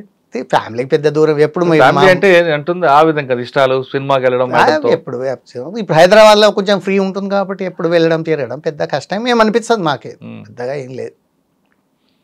కానీ బయటికి రాకూడదు, అంత అదేం లేదండి. ఇప్పుడు పెద్దగా అంత ఏదో స్ట్రిక్ట్గా ఉండి అలూఫ్నెస్ మెయింటైన్ చేసే అంత అదేం లేదండి, అదేం లేదు. నా మటుకు నేను చెప్తాను, నాతోటి చాలా మంది అడ్వకేట్స్ ఇప్పుడు మీ దాకా ఎంత ఫ్రెండ్లీగా మాట్లాడతారు, రోజు నా దగ్గర చాంబర్లోకి వచ్చి కూర్చోండి, కన్విక్షన్ ఇచ్చినా కూడా వచ్చి కూర్చోండి చా తాగిపోయిన వాళ్ళు ఉన్నారు. అది మంచి ఫ్రెండ్షిప్ కదండి, రిలేషన్ అంతే. అంటే సార్ ఇష్టం, సార్ ఒపీనియన్, మీరు ఎలా కూడా కన్విక్షన్ ఇచ్చాము, వచ్చి కూర్చొని మీదే మాదే సార్ అంటారు. అంతేగాని ఏముండరు, అంత స్పోర్టివ్గా ఉంటారు. కొంతమంది దాన్ని అడ్వాంటేజ్గా తీసుకొని, ఏదంటే మనం అడ్వాంటేజ్ తీసుకునే ఒక ఇప్పుడు ప్రాబ్లం ఏముంటుంది, నేనున్నాను అనుకోండి, నేను 80% వర్క్ డిక్టేషన్ అంతా బెంచ్ మీదే చెప్పేస్తాను కాబట్టి స్కోప్ తక్కువ. మన లోపల ఉంది, ఇవాళ పెట్టుకొని 3 రోజులు పెట్టుకొని 4 రోజులకు పెట్టుకొని ఏదన్నా చేస్తాం అనుకోండి, అప్పుడు కొంచెం స్కోప్ వస్తుంది. మనం వెళ్ళక ముందే ఈ రోజుల్లో ఏమైపోయిందంటే, మనం ఆ స్టేషన్ వెళ్ళక ముందే మన గురించి పోతాయి ఇన్ఫర్మేషన్ ఎట్లాంటి వాడని, అలాంటప్పుడు పెద్దగా ఏముండదు. ఓకే సార్, మిర్యాలగూడ తర్వాత నేను భువనగిరి 4-5 months చేశాను. అక్కడ నుంచి మహబూబ్ నగర్ నుంచి సిటీ సివిల్ కోర్ట్ నుంచి అకాడమీ. ఓకే, ఈ జర్నీలో సాదాబైనామా టాపిక్ తీసుకొద్దామండి.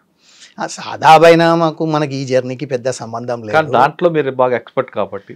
ఎక్స్పర్ట్ అని ఏం లేదు, మాకు అప్పుడు మిర్యాలగూడలో పనిచేసినప్పుడు ఏదో నేర్పాలి కదా అడ్వకేట్స్, కానీ ఆ సీనియర్ అడ్వకేట్ సార్ ఏదో చేద్దాం ఏదంటే సాదాబైనామా ROR యాక్ట్ గురించి మొత్తం ఒక పవర్ పాయింట్ తయారు చేసి అక్కడ వాళ్ళకి చెప్పాము. ఆ తర్వాత 1-2 ప్లేస్లలో చెప్పాము ఏ విధంగా ఉంది, ప్రాబ్లమ్స్ ఏమున్నాయి, ఎలాగొస్తుంది దాంట్లో సమస్య ఎక్కడ వస్తుందండి, దాని పరిష్కారం RORలో సమస్యలు ఉన్న చట్టాన్ని కరెక్ట్గా అమలు చేస్తే సమస్య లేదండి, అమలు చేయకపోవడం వలన సమస్యలు ఎక్కువ వస్తాయి. అది ప్రాబ్లం ఎక్కడ వస్తుంది అంటే, మనం ఈ మధ్యవర్తులు ఉంటారు కదా, రెవెన్యూ డిపార్ట్మెంట్ అక్కడ ఇక్కడ ఈ మధ్యవర్తులు చేసే ప్రాబ్లంతో ఎక్కువతోటి అవన్నీ చాలా వరకు చెడిపోతుంటాయి. ఎప్పుడో అమ్మిన దానికి ఇప్పుడు కూడా వేస్తుంటారు కదండి. ప్రాబ్లం ఎక్కడంటే, ఇప్పుడు సాదా బైనామాలో మనం ప్రజెంట్ టాపిక్ తీసుకుంటే, సాదా బైనామాలో 26/2014 కన్నా ముందు అప్లికేషన్స్ అంటే అప్పటికి ట్రాన్సాక్షన్ జరిగి ఉన్న వాటికే ఇప్పుడు ఇవ్వమని చెప్పారు, కొత్త చట్టంలో కూడా అదే చెప్పారు. అక్కడికి 12 ఏళ్ళ కింద ఉండాలి అన్నారు. 12 ఏళ్ళలో వాళ్ళ పహానీలో వాళ్ళ పేర్లు ఉండాలన్నారు. అంటే ట్రాన్సాక్షన్ ఎప్పుడు ఉండాలి? 2014 అంటే 2002. 2002 కన్నా ముందు ఉన్నటువంటి ట్రాన్సాక్షన్స్కి ఏవైతే ఉన్నదో ఇప్పుడు ఈ చట్టంలో వాళ్ళకి రెగ్యులరైజేషన్ చేస్తారు. అది ప్రాబ్లం. అంటే 23 సంవత్సరాల కింద జరిగినటువంటి ట్రాన్సాక్షన్స్ ఇప్పుడు రెగ్యులరైజ్ అవుతున్నాయి. సార్ 2002 ముందు మా తాతగారు ల్యాండ్ అమ్మారు. అవును, అమ్మినప్పుడు మా నాన్నగారు సంతకం పెట్టారు. ఓకే, ఇప్పుడు దాన్ని తీసుకొచ్చి ఇందులో పెట్టి మాకు తెలియకుండా మా నాన్నగారు పెట్టారని, మా నాన్నగారికి తెలియకుండా మా తాత పెట్టారని ఏదో ఒక లిటిగేషన్ తీసుకొచ్చి ఇందులో పెడితే చెల్లుతుందా? ఒక్కసారి ఇప్పుడు చట్ట ప్రకారం ఏంటి అంటే వాళ్ళు మీకు నోటీస్ ఇస్తే ఇది మేము అమ్మలేదు అని మీరు ప్లీ తీసుకుంటే ఆడియో ఏమీ చేయలేడు. అవునా? ఏమీ చేయలేడు, ఆయన చేయడానికి అధికారమే లేదు. కానీ నాదో డాక్యుమెంట్ ఉంటుంది కదా.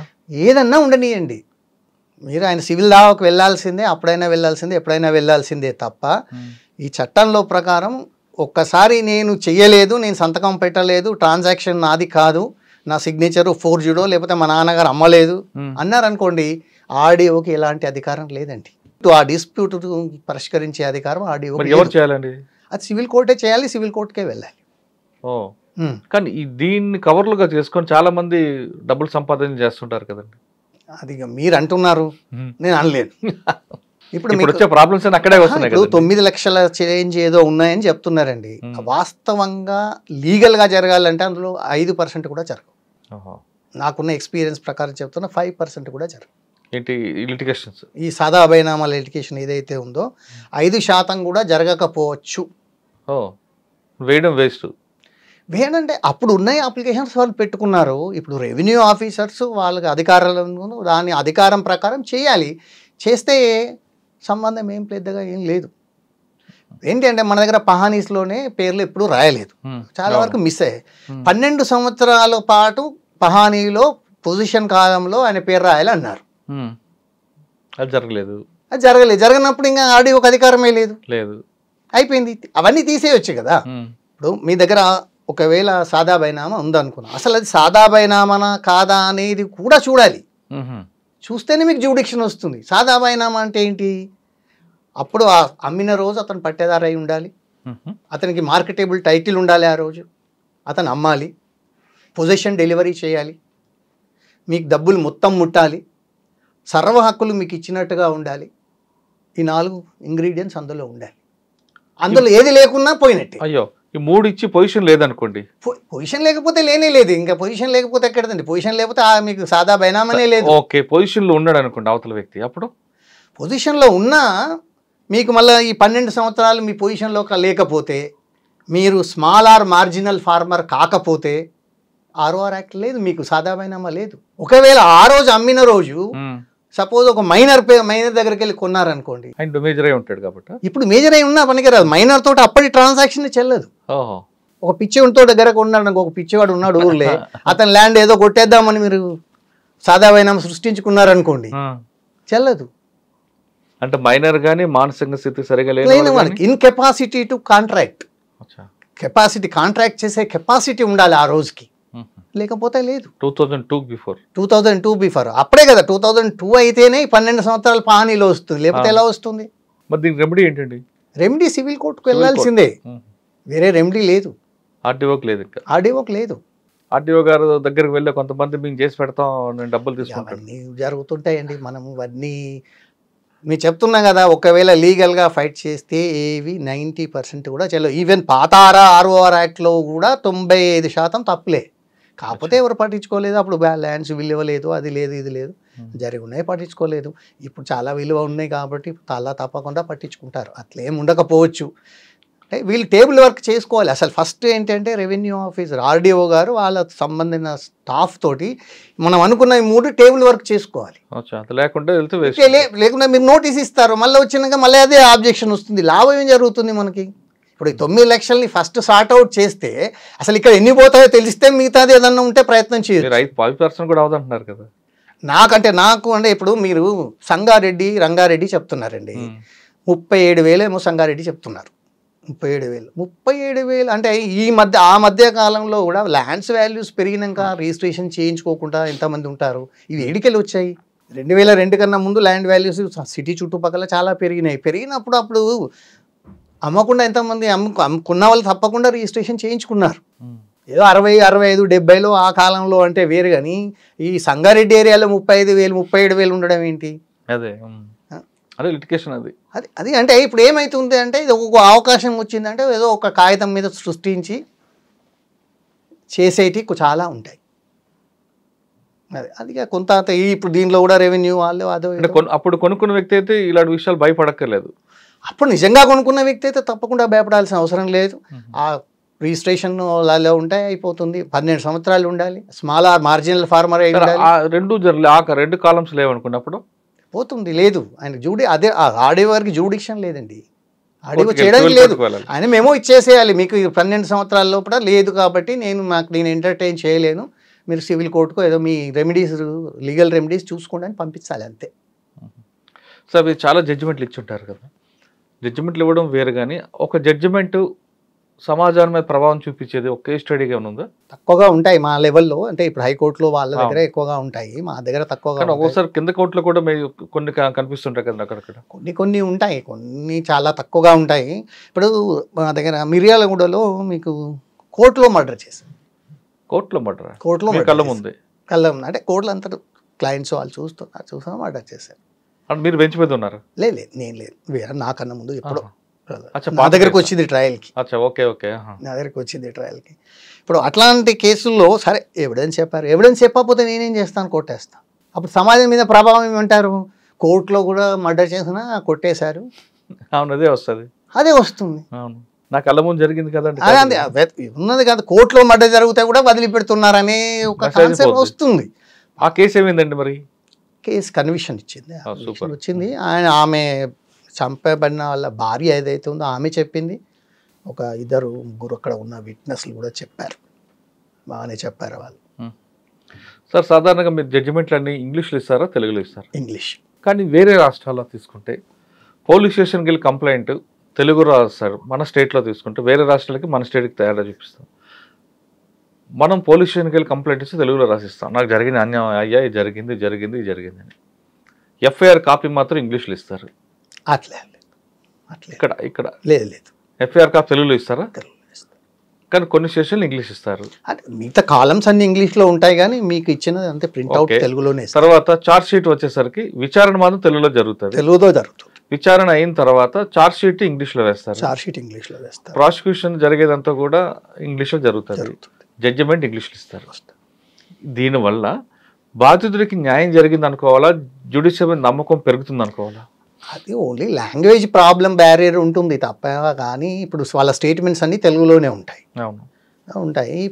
తెలుగులో అంటే ఇప్పుడు తెలుగులో చెప్పాలి అంటే కొందరు ఇప్పుడు మీకు హిందీలో కూడా చెప్తున్నారు, నార్త్ ఇండియన్స్లో కొంత హిందీలో చెప్తున్నారు, తమిళనాడులో చెప్తున్నారు, చెప్పొచ్చు, పెద్ద కష్టమేం కాదు. సౌత్ ఇండియాలో తీసుకుంటే మీరు మలయాళం, తమిళం, కన్నడ ఈ 3 కూడా ఎఫ్ఐఆర్ కాపీ కూడా రీజనల్ లాంగ్వేజ్ ఉంటుంది, చార్జ్ షీట్ రీజనల్ లాంగ్వేజ్ ఉంటుంది, జడ్జిమెంట్ కూడా రీజనల్ లాంగ్వేజ్ వస్తుంది. అవును, చాలా వరకు ఉంటున్నాయి. ఇప్పుడు మన దగ్గర కూడా చేయొచ్చు, పెద్ద కొందరు మా మిత్రులు కొందరు చెప్పిన వాళ్ళు కూడా ఉన్నారు, అదేం లేదు.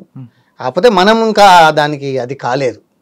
అంటే దీంట్లో ప్రభుత్వం జోక్యం చేసుకోవాలంటారా? ప్రభుత్వం అనేది తెలుగు లాంగ్వేజ్ లో చెప్పతే there is no bar, Telugu language అంటే ఇప్పుడు అది వ్యవహారం కాదు కదా. ఇప్పుడు ప్రతి ఒక్క జడ్జిమెంట్ ను మనం తెలుగులో అనువదించి చెప్పాలి అంటే కొంచెం ఇబ్బంది అవుతుంది. ఇంగ్లీషే ఈజీ అవుతుంది. ట్రాన్స్లేటర్ పెట్టుకోవచ్చు కదా, గవర్నమెంట్ ఇస్తే పెట్టుకుంటాం, ఆ ప్రాబ్లం ఏం లేదు, చేయొచ్చు. ఓకే, నెక్స్ట్ జ్యుడిషియల్ అకాడమీకి వచ్చారండి, అక్కడ ఏం సార్ మీ మార్క్? జ్యుడిషియల్ అకాడమీలో ఏం టీచింగ్ చేయడమే, టీచింగ్ చేయడం కదా సార్, మీ భావితరాలు కావాల్సిన వాళ్ళందరూ జడ్జిలు తయారు చేస్తారు. అది రెగ్యులర్గా టీచింగే ఉంటుంది. అక్కడ అన్నీ చెప్తాం, ప్రతి ఇష్యూ మాట్లాడతాము, ప్రతి ఇష్యూ చెప్తాము, ఏ విధంగా చేయాలో చెప్తాము, ఏ విధంగా ఉండాలో కూడా చెప్తాము, అన్నీ చెప్తారు. అకాడమీలో వెల్ ట్రైనింగ్ ఉంటుంది. రిసీవ్ చేసుకుంటారా, రిసీవ్ చేయరా, బయటకు వెళ్ళాక ఏం చేస్తారా అనేది మనం ఏం చెప్పలేం, కానీ అక్కడ అన్ని రకాలుగా ట్రైనింగ్ ఇస్తారండి. ఏ విధంగా ఉండాలి చేస్తారు, ఏబో బోర్డు ఎలా ఉండాలి చెప్తారు, బిహేవియర్ ఎలా ఉండాలి చెప్తారు, సీనియర్స్ తోటి ఎలా ఉండాలి, బార్ తోటి ఎలా ఉండాలి, స్టాఫ్ తోటి ఎలా ఉండాలి, అన్నీ చెప్తారు. సార్ లీగల్ సెల్ గురించి మాట్లాడచ్చు? పబ్లిక్లో లీగల్ అవేర్నెస్ కానీ ఎక్కువ తీస్తే క్రైమ్ రేట్ తగ్గుతుంది అన్నదని మీరు ఏకీవిస్తారా లేదా? లేదు, అట్లా మనం ఎంత లీగల్గా చెప్తే అంత తగ్గుతుంది. క్రైమ్ రేట్ తగ్గే ప్రసక్తి ఏముంటుంది? క్రైమ్ రేట్ సాధారణంగా స్పర్ ఆఫ్ ది మూమెంట్ జరిగేటి కొన్ని ఉంటాయి, కొన్ని ఇంటెన్షనల్గా జరిగేటి ఉంటాయి, మోటివ్ తోటి జరిగేటి ఉంటాయి, కొన్ని తెలియ కూడా చేస్తుంటారు కదా. తెలియ కూడా చేస్తాం. అదే వాళ్ళకి అవేర్నెస్ ఉంటే కొంత అవేర్నెస్ ఉంటే కొంత తగ్గుతుందేమో అనుకుంటాం, కానీ ఫ్యాషన్ అది కొందరు అట్లాగే ఉంటుంది. మనం ఏం చేస్తాం, కొంత బీదరికం ఉంటుంది, ఏం లేదు, ఏదో ఒక డేరం చేసి సంపాదించాలి, ఏదో ఒకటి చేయాలి. ఏముంటుంది, ఆదిలాబాద్లో మేము పనిచేసాము, మహారాష్ట్రలో ప్రొహిబిషన్ లేదు, మహారాష్ట్రకి వెళ్ళి తీసుకొచ్చి ఆదిలాబాద్లో అమ్ముకుంటాం. వాడికి ఆ ఉపాధి క్రైమే, కానీ ఉపాధి వాళ్ళకి కొందరికి ఏం చేస్తాం మనం. కానీ ఆ అవేర్నెస్ ఉంటే కింద కోర్టుకు వెళ్ళిన వ్యక్తి సామాన్యుడు ఎవరైనా అక్కడ నుంచి సుప్రీంకోర్టుకు వెళ్ళాలన్నా హైకోర్టుకు వెళ్ళాలన్నా వాళ్ళకి అవగాహన లేకపోవడం వల్ల వెళ్ళలేకపోతున్నారు. కేవలం డబ్బున్నోడికి పరపతున్నోడికి అని అనుకుంటారు. అది నిజమే అండి. మీకు ఒక్కటి ఏంటి అంటే ఎంత పై కోర్టుకు వెళ్ళిన కొద్దీ అంతంత డబ్బులు ఎక్కువ అవసరం. అందుకోసం డబ్బులు లేకపోతే పైకి వెళ్ళలేడు, డబ్బులు ఉన్నవాడు పైకి వెళ్తాడు, వాడు ఏదో తెచ్చుకున్నాడని అనుకుంటారు. అని మీరు కూడా సామాన్యులు కూడా వెళ్తే తప్పు జరగదు, వెళ్ళే అవకాశం ఉంది కదండి. ఉండదు, సామాన్యుడు కూడా సామాన్యుడు కూడా వెళ్ళొచ్చు. లీగల్ సర్వీస్ అథారిటీ ఉంది, దాంట్లో అప్లికేషన్ పెట్టుకుంటే వాళ్ళే లాయర్ని పెడతారు, వాళ్ళే చేస్తారు. ఈవెన్ సుప్రీంకోర్టులో కూడా చేస్తారు, అంతా ఉంది, అదే ప్రాబ్లం ఏం లేదు. సుప్రీంకోర్టు ఎవరైనా న్యాయం కావాలంటే మీకు లేదంటే ఒక సీనియర్ అడ్వకేట్ను కూడా సుప్రీంకోర్టు పెట్టిన సందర్భాలు ఉన్నాయి, అట్లేం లేదు. కానీ మన దగ్గర ఉన్న వ్యవస్థలో సామాన్యుడికి ఒకలాగా డబ్బున్నడికి ఒకలాగా న్యాయం ఉంటుంది అంటే వాస్తవం? తప్పు, అది తప్పు, 100% తప్పు అది. కానీ కొన్ని కేసుల్లో లాయండి బాగా డబ్బున్న అడ్వకేట్ని పెడతాడు, సీనియర్ను పెడతాడు, ఆయనకు 4 పాయింట్స్ ఎక్కువ తెలిసిన లాయర్ని పెడతాడు, అంతా మట్టుకు. కానీ ఆయన పెట్టగానే ఈయన అయిపోతుంది అనేది ఎక్కడ లేదండి. కానీ కొన్ని కేసుల్లో సామాన్యుడు ఒక నేరం చేస్తే వాడికి వెంటనే పిలిపిస్తారు, మాట్లాడి జైల్లో పెడతారు. కానీ అదే నేరం డబ్బు ఉన్నట్టు చేస్తాడు అనుకుంటే ఒకటి క్వాషన్ అవ్వచ్చు, లేదా ట్రయల్కి రాకుండా సంవత్సరాల తరబడి తిరగచ్చు. అది అవి మేనేజ్మెంట్ స్కిల్స్ ఉంటాయి, కోర్టులో మేనేజ్మెంట్ స్కిల్స్ చాలా ఉంటాయండి. తొందరగా రాకపోవడానికి, టఫ్ జడ్జి ఉంటే ఈయన దగ్గర చేయించుకోకపోవడానికి, అవి ఆ స్కిల్స్ చాలా మంది అడ్వకేట్ చేస్తారు, పార్టీస్ చేస్తారు, స్టాఫ్ కూడా కోఆపరేట్ చేస్తారు, అవి జరుగుతాయి అన్ని. అదేంత పెద్ద అదేం కాదు సార్. కొంతమంది జడ్జీలు నాట్ బిఫోర్ మీ అని ఏ సమయంలో అంటారండి? అంటే మీకు తెలిసినానండి, ఇప్పుడు మీరు నాకు బాగా తెలుసు, నేను ఎందుకు వద్దు ఈయనను వినడం ఎందుకు నాకు, కానీ లేకపోతే తన జూనియర్స్ ఎవరైనా ఉన్నారనుకోండి, జూనియర్స్ బంధువులు అలా అంటే నాట్ బిఫోర్ మీ అని పెట్టేసుకుంటారు వాళ్ళు. అంటే ఆ ముద్ర ఆ మనిషి ఇక్కడ మా అడ్వకేట్కి నా దగ్గర అపియరెన్స్ కాకూడదు అని. జడ్జీల్లో కూడా కొంతమంది లాబీలు నడుస్తుంటారు, వాస్తవం అండి? ఉంటుంటాయి, లాబీలు ఏముంటాయి, అన్నీ నడుస్తుంటాయి. అంటే కొంతమందిని హైకోర్టు పంపకుండా ఏజ్ తక్కువలో ఉన్న వాళ్ళని పంపడం, ఇక అవన్నీ గవర్నమెంట్ ఇవన్నీ చేస్తుంటారండి. అవన్నీ మన పెద్దవాళ్ళ విషయాలు అవి. సార్ రిటైర్ అయ్యాక ఏం చేస్తున్నారండి? రిటైర్ అయ్యాక 3 years ల్యాండ్ ఎక్విజిషన్లో చేశానండి. ల్యాండ్ ఎక్విజిషన్ తర్వాత ఇప్పుడు నా ఖాళీగానే ఉన్నాను. ఇప్పుడు చేస్తే ప్రాక్టీస్ చేస్తాం, లేకపోతే లేదు. ఏదో అకాడమీకి వెళ్తున్నాము, ఆ అకాడమీ వెళ్ళి క్లాసులు చెప్తున్నాం ఇప్పుడు. అచ్చా, ఓకే. ఫైనల్గా చెప్పండి సార్, ఈ ప్రొఫెషన్లోకి రావాలనుకున్న వాళ్ళకి మీరు ఇచ్చే మెసేజ్ ఏంటండి? If you are sincere and honest, definitely you will excel. Hard work మాత్రం చేయాలి. హార్డ్ వర్క్ ఒక్కటే అండి, ఏం లేదు వేరే. మీరు హార్డ్ వర్క్ చేస్తే తప్పకుండా సక్సెస్ అవుతారు. సరే 1 or 2 ఎంత హార్డ్ వర్క్ చేసినా కొందరికి లక్ ఉండకపోవచ్చు. అదేదో మన కోట శ్రీనివాసరావు గారు చెప్పినట్టు ఆవగింజంత అదృష్టం ఉండాలంటే అది కూడా ఉండాలి, తప్పదు. అంతేగాని హార్డ్ వర్క్, సిన్సియారిటీ, ఫేర్గా ఉండడం, క్లయింట్కి వస్తే వస్తుంది లేకపోతే లేదని చెప్పడం. ఇక వస్తుంది నీకు ఇంద్రుడు చంద్రుడు చూపిస్తా, ఆ చేతులు చూపిస్తా అంటే తప్పు. ఒకవేళ లా కరెక్ట్గా ఉంది, లా అప్రిషియేట్ చేసే జడ్జి గారు ఉన్నారంటే తప్పకుండా వస్తుంది. అలాంటి సందర్భాల్లో చెప్పడం వేరు. అటు ఇటు ఉన్నదాన్ని నేను ఖచ్చితంగా చేస్తాను, నాకు ఎన్ని డబ్బులు ఇస్తే చేస్తానంటే అది తప్పు. ఒకప్పుడు అడ్వకేట్స్ అనగానే అర్ధరాత్రి ఇంటికి వచ్చి తలుపు తట్టినా వాళ్ళ కష్టం విని భోజనం పెట్టి డబ్బులు లేకపోతే డబ్బులు ఇచ్చి పంపించే అడ్వకేట్స్ ప్రొఫెషన్ ఇది. కానీ ఇప్పుడు మీ అపాయింట్మెంట్ తీసుకోవడానికే నేను డబ్బులు కట్టాల్సిన పరిస్థితి వస్తుందండి. డెఫినెట్గా కట్టాలి. సుప్రీంకోర్టులో అయితే చాలా కట్టాలి. అంటే అడ్వకేట్ అపాయింట్మెంట్ కూడా డబ్బులు కట్టాలి. డెఫినెట్గా అపాయింట్మెంట్ తీసుకొని ఏ వారు పట్టుకొని కట్టాల్సిందే, తప్పదు, ఏం చేయలేము. ఎందుకంటే వాళ్ళ డిమాండ్ అది. ఇంకా ఎందుకంటే మనం ఏం చేస్తాం, ఆయన రోజు 100 కేసులు ఉంటాయి, మీరు 101 కావాలనుకుంటే ఆయన పేమెంట్ చేయాల్సిందే, తప్పదు. ఇప్పుడు కంపెనీ ఉంటుందండి, కంపెనీ వాళ్ళకి డబ్బులు ఏం అవసరం, వాళ్ళు ఆయన్ని ఎంగేజ్ చేస్తారు. ఆ కంపెనీతోటి సామాన్యుడు పోటీ పడడం అంటే సాధ్యపడదు కదా. కానీ మీ ప్రొఫెషన్ అన్నది ఒక సర్వీస్ మోటోగా ఉండేదండి, ఇప్పుడు అది కమర్షియల్గా మారిపోయింది కదా. అంతే కదా అండి, ఏదైనా అన్ని ఆల్ వాక్స్ ఆఫ్ లైఫ్ అలాగే. ఒక రాజకీయాలు ఎట్లా ఉన్నాయి ఇప్పుడు, 100 కోట్లు ఇప్పుడు అంతే కదా అన్నీ. కానీ మీ దగ్గరికి వచ్చే వాళ్ళకి కానీ డాక్టర్ దగ్గరికి వెళ్ళే వాళ్ళకి కానీ ఒక నమ్మకం, ఈతో మాట్లాడుతున్నాం అంటే అడ్వకేట్తో ఆ ట్రస్ట్ ఉంటుందండి. నేను చేసింది నేరం అవ్వచ్చు, నిజం అవ్వచ్చు చెప్పాలని. కానీ కొంతమంది అడ్వకేట్లు దానిని ఆ నమ్మకాన్ని ఒమ్ము చేసి మారుతుంటారు కొంతమంది. జరుగుతుంటాయండి ఇవన్నీ. మనం ఆఫ్టర్ ఆల్ హ్యూమన్ బీయింగ్స్లో ఎవరు ఏ విధంగా ఉంటారు, ఏం చేస్తారు, మనం ఎట్లా చెప్తాం. కానీ ఈ ప్రొఫెషన్ మీద కనపడకూడదు కదండి, అది కనపడకూడదు. ఉండేవాళ్ళు ఇప్పటికి కూడా ఉన్నారు, కొంతమంది ఉన్నారు, మరుగునబడిపోయి కూడా ఉన్నారు. దానికి మనం ఏం చేస్తాం, అన్ని వాస్తవాలు చెప్తే ఈయన ఏం చెప్తున్నా, అది జరుగుతుందండి. ఇప్పుడు నేను ఈ కేసు గెలవవు బాబు వద్దు అని నేను చెప్పాను అనుకోండి, మీ దగ్గరికి వస్తాడు, మీరు ఏదన్నా ఒకటి పెట్టి వేస్తారు, ఏదో ఒకటి తయారు చేసి వేస్తారు.